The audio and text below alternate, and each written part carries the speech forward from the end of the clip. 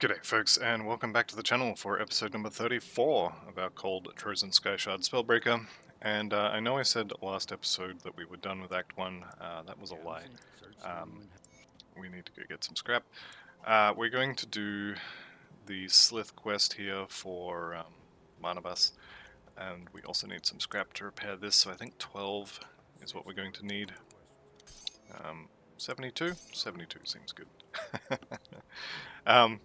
So we're going to go do those, and then we're going to kind of speedrun through Act 2. I do want to kill Barris Radlith, even though we don't need the Devotion Shrine in there. We'll probably do it just because XP, but we'll see if we still have that XP pot when we get there. Right, so as I said, I'm going to run through this section kind of as fast as I can. If there is a shrine on the next floor down, we'll do that, but otherwise I think we just get through this as soon as possible.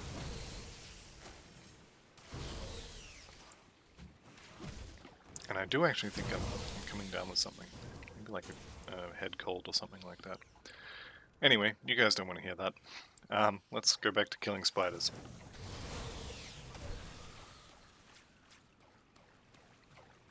So nothing too interesting in here. Not hugely interested in any of the drops, although potentially we could get a decent rare. It's one of the things I do like about this build, actually. It runs on rares, so it seems like it's actually, the loot is actually interesting, whereas a lot of the other builds I've played, and I have actually decided what the next build is going to be.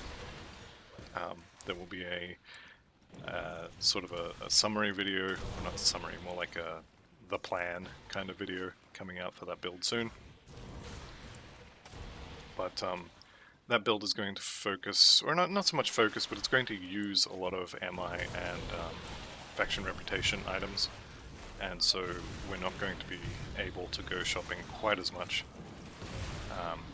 But it also doesn't have procs on rings that I care about and procs on armor that I care about, and so it's going to be a lot easier to didn't need to do that, a lot easier to fix resists on that build.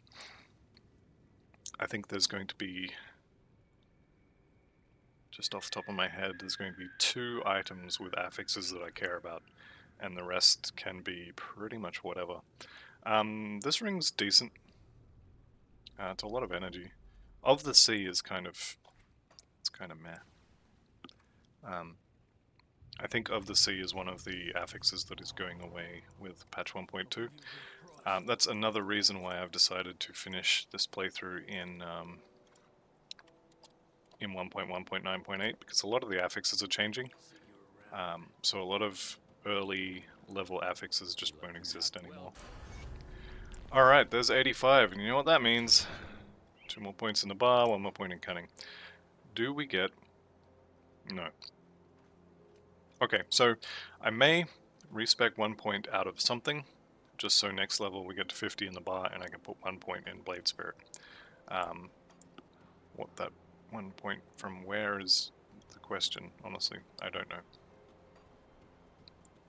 Right, so let's go ahead and fix this. I do have the turn-in for Talk to Bourbon, and he's going to want to tell us all about the village of Burrich and how it's swarming with ethereals and we have to go and clear the rift gate, but we've already done that. So we're just going to collect that at a later date. Where's Shanks? There he is.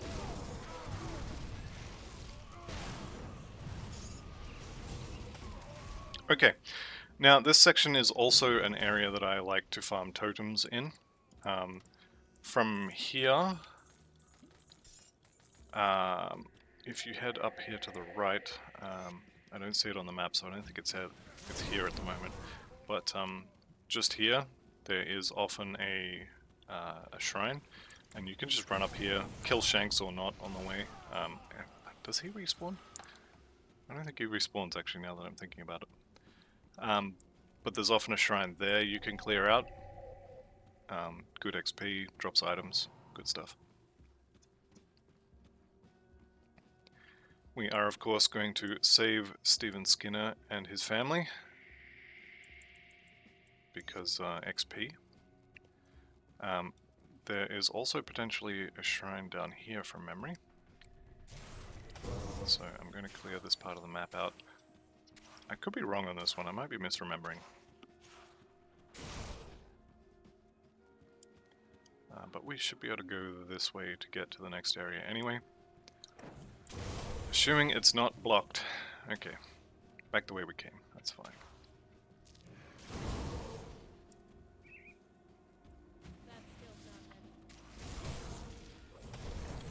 The power of Shadow Strike. Any build that can have either Blitz or Shadow Strike should have them, just for the movement alone. Alright, as I said, we are going to duck in and have a word with Barros Redlith. I don't think we're going to get a shield that's better than the one we have. However, if we get a Hoarfrost of anything, I don't care, I want it. I think protection is just defensive ability, I think.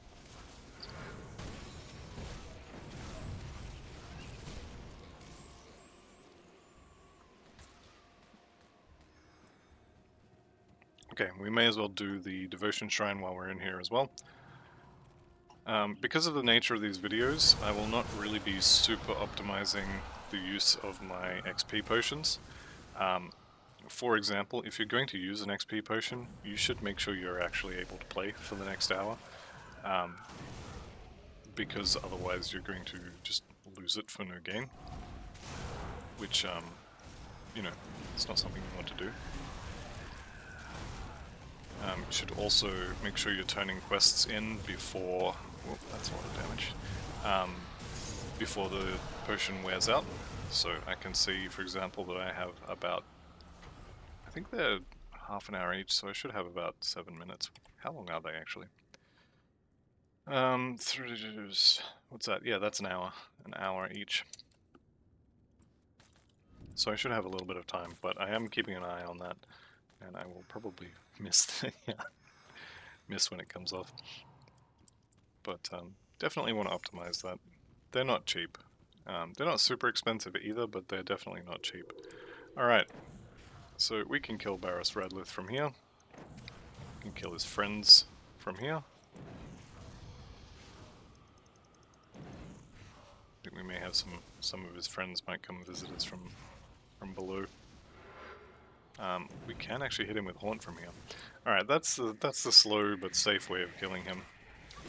Let's go do the fast and not safe way.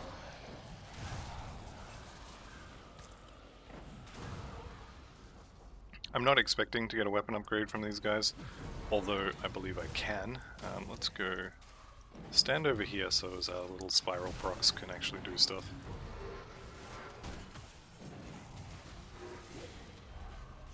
Alright, down he goes, and unfortunately he didn't drop his shield,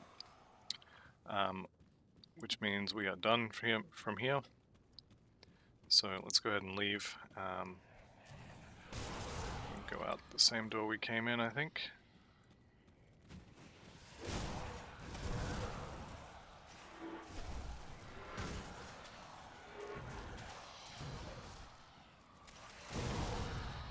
Yeah. There is also the top door. You know what, we'll take the top door. It's probably the better option anyway.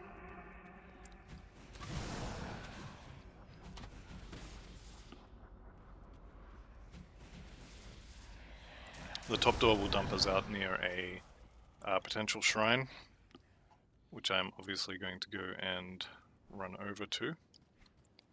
There's also a potential shrine down here, so I'll just duck back for that anyway. So actually we didn't save any time at all. The shrine is here though, so it was worth it. Learning where these shrines are is definitely something you want to do. You want to spend the time looking at Grim Tools or playing and just seeing where they are. Because you will be farming them a lot if you're going to farm your own gear. If you don't already have the gear, then you'll have to farm it yourself.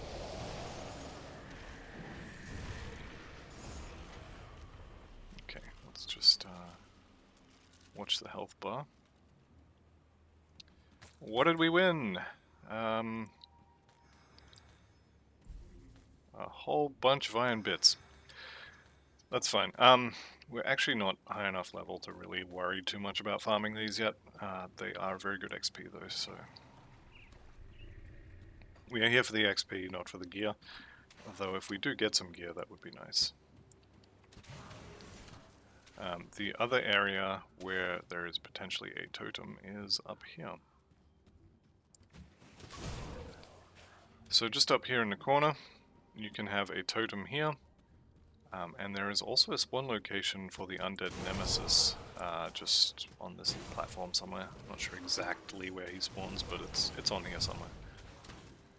So that's worth uncovering. Also up here, we have another potential shrine location. And once we've farmed, well not farmed, but once we've revealed all of these, you can reset your client and just teleport into the rift we're about to grab. And then run to about here. And you'll be able to see all of the shrines in this area. Make sure, in Ultimate, make sure you take the top options for Isaiah Redden, so as you can farm him for potions later on. In earlier difficulties, especially in normal, you can kind of make the argument for killing him and getting the ring, because it has chaos resistances in normal. It's actually really good. But for Ultimate, you definitely, absolutely 100% want that shop. Speaking of shops, please buy my crap. 8% chance to avoid melee attacks. I'm not wearing these, but they are decent. If you get those and you don't have the purple ones, I would say wear those. We are, of course, selling all of this. We'll check the stats on that. What am I missing out on? Mine is still better, even now. The MI stats will be the same regardless of when you get the item. I think it scales with level. But Glacial of Fallen Skies is way better than Searing of Alacrity. It's not even close. Even with like 40 levels difference, it's still significantly better. We don't actually have to go into this mine here. I'm going to do it anyway because I like dynamite and I'm a little bit low. I've got 3 in total, and until we get to Homestead I would have to go back to Elite to craft dynamite. Totem potentially here. And all this stuff is kind of worth running out to, just so you can see it. So this totem here as well is going to be another one that we'll be able to see. If you just teleport to the Rift Gate and then move a little bit, a lot of these will load in on your map if you have been here. If you haven't... Oh, that's lovely. Ice. He's actually dying pretty quickly. That's fine. If you haven't been here, so like this one here, it doesn't show up on the map even though I'm right next to it. As soon as I get close to it though, now it shows up. And if I'm at the portal, I'll actually be able to see this one.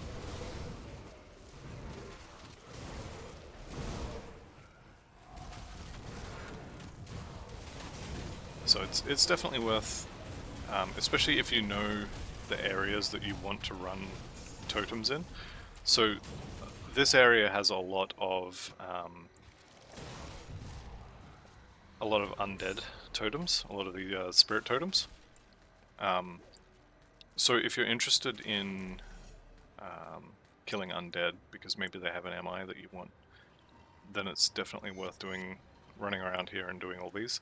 I also like this area just because it's easy to farm. If you have a build that's maybe not the strongest, you can farm totems here because the bosses or the trash in the area is not particularly threatening. And also the bosses that come out of the totems are generally not very threatening either. So it is definitely worth farming this area if your build is a little bit weak. I suspect this build is going to be a little bit weak when I get to 100. I don't think I'm going to be farming Celestial Totems like I did with some of my stronger builds, which means I'm going to have to get a couple of drops the old-fashioned way of actually getting them to drop, rather than my preferred method, which is farm Celestial Lotuses and reroll unwanted set items. I don't think I'm going to be able to do that. Especially as the bosses that drop the Celestial Lotuses are sort of towards the end of the Forgotten Gods campaign, and I want to have a decent amount of gear before I go into Forgotten Gods, or at least before I go far, because we definitely could run in and grab the ultimate Fetten Mask, which I probably should do actually, now that I'm thinking about it.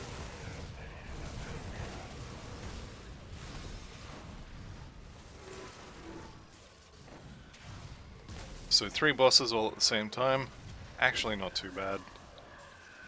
We could probably just stand there and he'll die eventually. What do we get for loot? I did see Royal Jelly, which is good. We've already got 3, so we could just go ahead and leave now. We only wanted 3 for the quest, but I like killing the queen as well. I think we're kind of strong enough that I can just Shadow Strike into packs. Yeah, I can Shadow Strike into packs, and then the aura will trigger enough procs to kill things.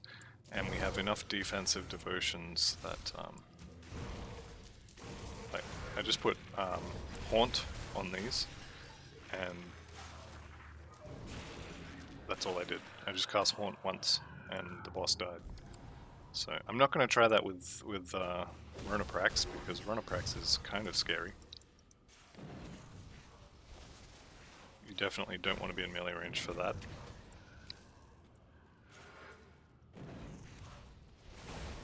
Oops, let's see. I only got hit by 2 of those little balls, and that hurt. Okay, Runaprax. I think she's guaranteed 1 Royal Jelly, with potentially up to 3, I think it is. But if you need Royal Jelly because you want to make potions for something, this is a good place to farm. The better place to farm for them is actually the beehive at Twin Falls. Obviously we are not up to that yet. Obviously I'm going the wrong way. But yeah, if you want to craft potions, it's definitely worth farming the bees a little bit, just to get, you know, maybe get 20 or 30 Royal Jellies, and that should be enough to craft all the potions you're going to want. I don't think this build is squishy enough to the point where I would want to have potions active all of the time, but you absolutely could. If you're worried about, you know, this is hardcore, I don't want to, I'm not crafting for that. This is hardcore, I don't want to die, I'll do everything I can to, you know, to make sure I'm as strong as I can be, then yeah, by all means, use the potions. A lot of them are just going to be sitting in your inventory anyway, doing nothing. Alright, I think after this we go do a bunch of turn-ins, just to use the last bit of that XP pot. We are going to just pay these guys to bugger off. Deal. Alright, and you better be gone. Okay, I bribed him, aren't I a good boy? So, as I said, we're going to grab this rift, and then we are going to go do a bunch of turn-ins. Actually, we're going to kill the ogre as well while we're here. I'm not going to do Mogdragon Shrine on ultimate. Is this enough Royal Jelly? Boom, quest done. And now we know how to make Royal Jelly ointment. Let's just vendor all of this rubbish that we don't want or need. Points of cunning. Like I said before, if you're worried about dying, you should not be putting points in cunning, you should be putting them into physique, and you can put everything into physique if you want.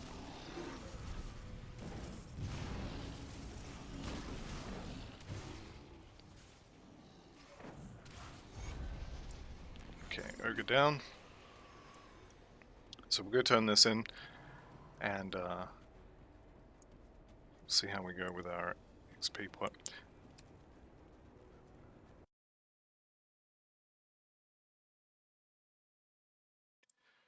I made the mistake of eating some almonds before I hit record, and I'm just choking on the last little remnants of it. Okay, microphone is on, good.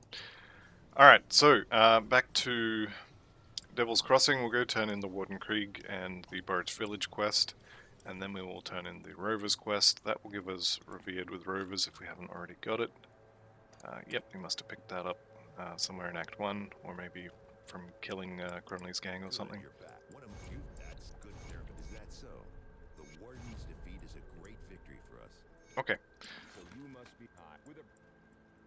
You work fat, dear. We have to hit them hard and... Alright, so that's a bunch of XP. We're actually going to hit 87 from turning these quests in. It might be this one, or we might have to go and turn in... Yeah. Back to the Arcovian foothills. We'll turn in these two quests. That will give us 87, which means we will have our pets finally, which we're going to put Altos on. Yep, you can have that back. We'll have our pets. And I think I'm going to max out Shadow Dance and then also Maven Sphere now. I think that'll be us. Alright. So, we now have... Where is it? Blade Spirits. I think we get 2. Yeah, we get 2. And... Where is Altus? Altus is... Hello?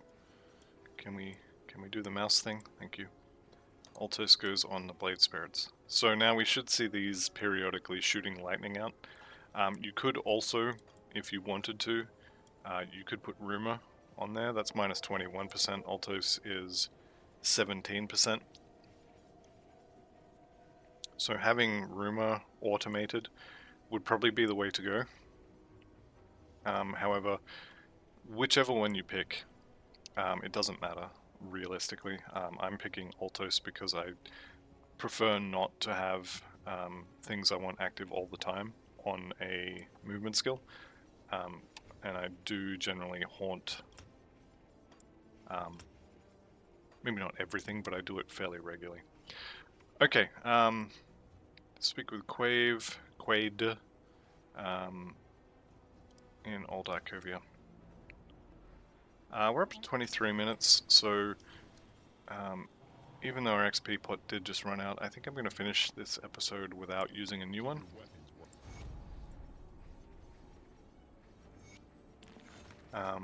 No, I'm not. I've got tons of them. I'll just use another one, and if I need to leave or whatever, I can just deal with not having bonus XP for a little bit. Okay, so we go into the mines. You can, if you so desire, you can go up the... hang on a sec. Okay, you can go up through here and deal with Wrecked by Protoss, and I think it's Acedian or Odyssean. I can't remember his name. I prefer to go through the mine because then I don't have to deal with them, and also I get a guaranteed dynamite and potentially 2. You can see that lightning flying a lot more often now. It's good.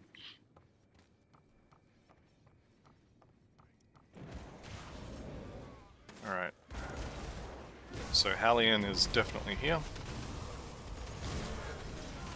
And Hallian is going to die a lot faster than normal. Though having said that, I am also dying a lot faster than normal.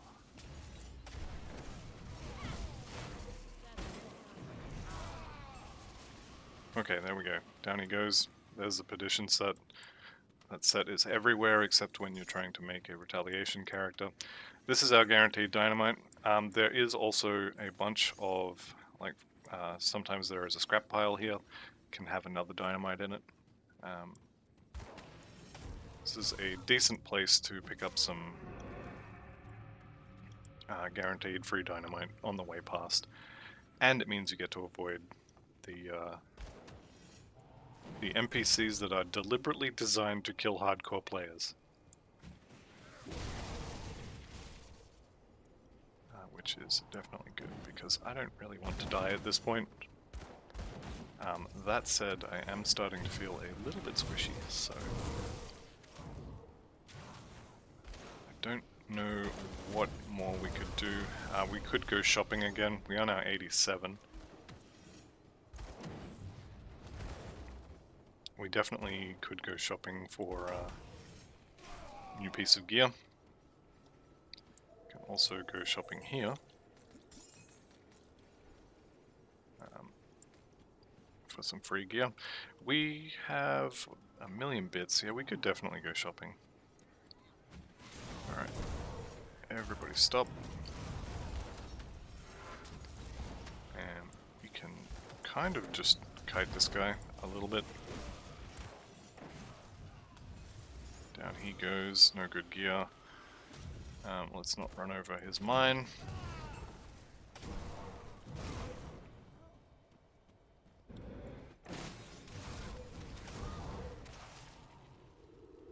Okay, nearly to Cronley's hideout. And our XP pot. I just used a new one, didn't I? I was going to say it should be done by now.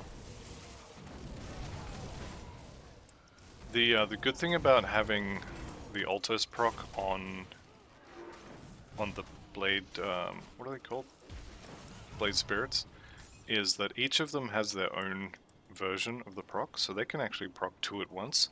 Whereas if you had it on, for example, on Shadow Strike, you could proc it once, but then Shadow Strike has a cooldown. But even let's pretend you could Shadow Strike immediately afterwards. The skill itself has a cooldown. So if we go down here, you'll see Hand of Altos, 1.3 second skill recharge. For these, you have 2 versions of the proc because you have 2 blade spirits. So you get twice as many chances to proc it, which is good. Okay, Moneybags is a little bit scary. Although I think most of the damage is coming from his friends more than anything else.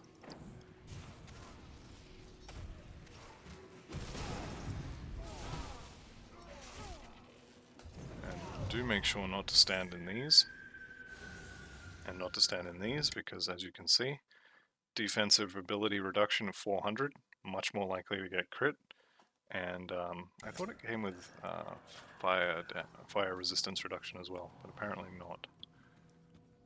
Okay, Cronley's Hideout is another good place to farm.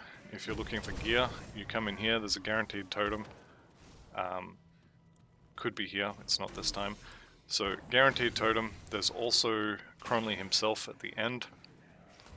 And that's basically it really, but there's a lot of things you can kill along the way. There's more bees, so if you're looking for royal jelly, it may be worth doing it in here. Kind of 2 birds with 1 stone sort of thing.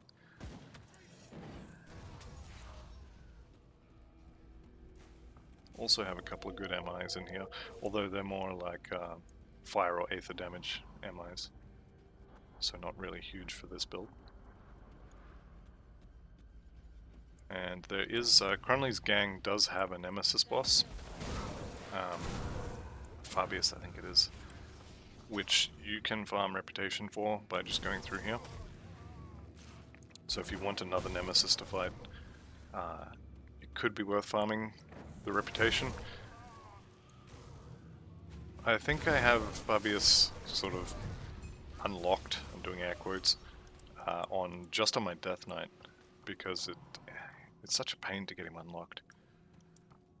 Okay, so Doreni's here, and he's betraying us. Surprise. Nobody should be surprised by this. Alright, down he goes. Easy clap.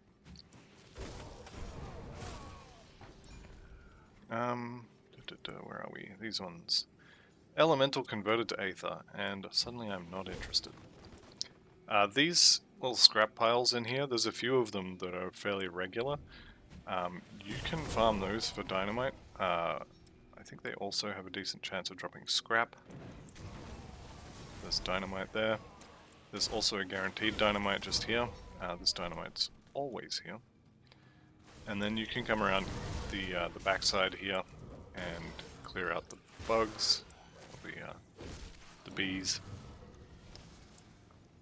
And of course there's this little secret hole in the wall.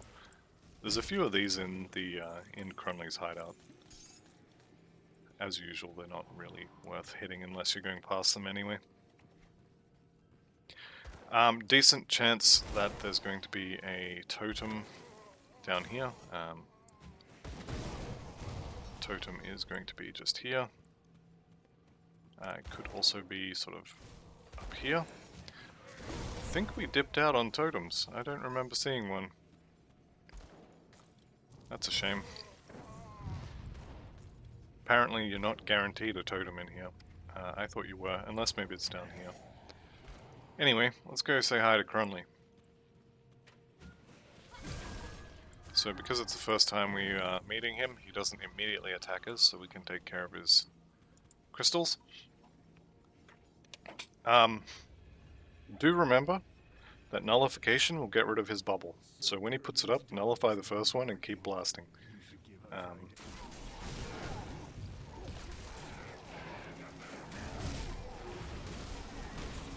But having said that, also do remember that he stacks Aether damage on the floor. So even though you nullified his shield, you may still want to run away just to get out of that Aether goop. Okay. He didn't drop anything I'm interested in.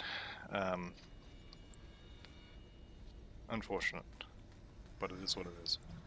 So, there's his chest. Mythical Damnation. Yep, that is one of the axes of all time. Now this one I know gives you an Aether cluster, but someone mentioned the last time I did this that if you take the top option you can get Aether souls and such as well, and they're right. So you can get a Wrathstone, Aether soul, Aether crystals. I don't know if these are guaranteed, but I think I value them more than an Aether cluster when I already have 14 of them. As always, when you're fighting Cronley, make sure you come out the back door, phrasing, but also make sure you leave via the rear exit and get the Twin Falls Rift, because if you don't, you get to run all the way through Cronley's lair all over again.